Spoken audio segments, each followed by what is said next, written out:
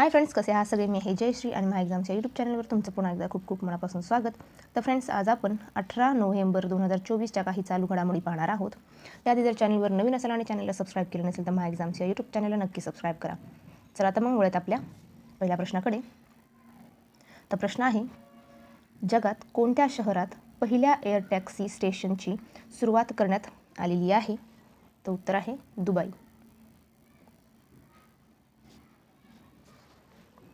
पुढे पाहूया.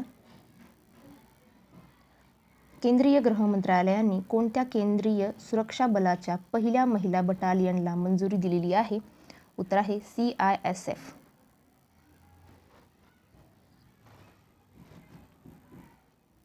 पुढे पाहूया.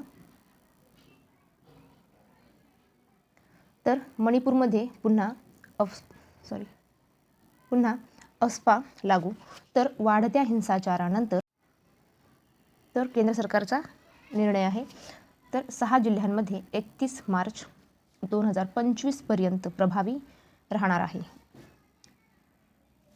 तर काय आहे अफस्पा कायदा?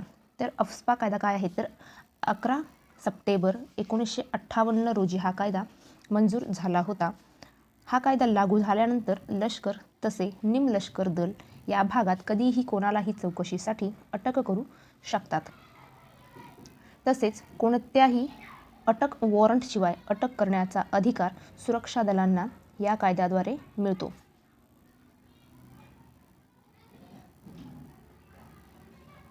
तर सध्या जम्मू काश्मीर, नागालँड, आसाम, मणिपूर आणि अरुणाचल प्रदेशातील काही भागात हा कायदा लागू आहे. पुढे पाहूया.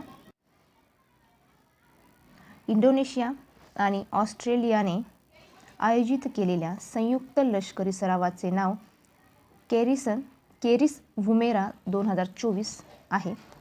भारतीय वायुसेनेने उत्तर प्रदेशातील आग्रा एअरफोर्स स्टेशन येथे C-295 फुल मोशन सिम्युलेटरचे उद्घाटन केले. तसेच पुढे पाहूया. तामिळनाडू सरकारने सर्पदंश हा विषारी रोग घोषित केला. तामिळनाडू सार्वजनिक आरोग्य कायदा 1939 अंतर्गत याला अधिकृतपणे समाविष्ट केले आहे. पुढे पाहूया. कॉमिक्स कमांडोज उपक्रम काय आहे? तर आसामच्या गोलपारा जिल्ह्यात बालमजुरी व बालविवाह रोखण्यासाठी हा उपक्रम सुरू करण्यात आलेला आहे. कॉमिक्स कमांडोज उपक्रम. पुढची माहिती पाहूया.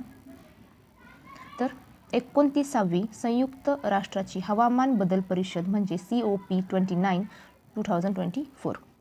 तर याबद्दल जाणून घेऊया. तर ठिकाण बाकू, अझरबैजान. पहिल्यांदा ही परिषद कोठे झाली तर कधी झाली तर 1992 रोजी आयोजित करण्यात आली होती. तर पर्यावरणाशी संबंधित कार्यक्रमात भारतासह 200 देश सहभागी झाले आहेत. तर COP29 काय आहे? तर कॉन्फरन्स ऑफ पार्टीज 29.